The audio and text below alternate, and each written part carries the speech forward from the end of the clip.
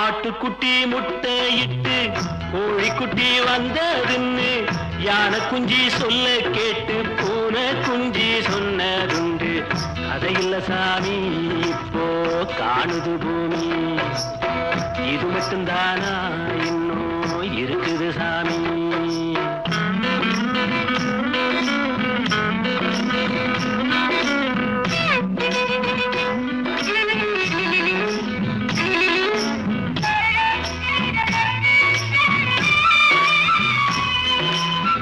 கூத்துமேட ராசாவுக்கு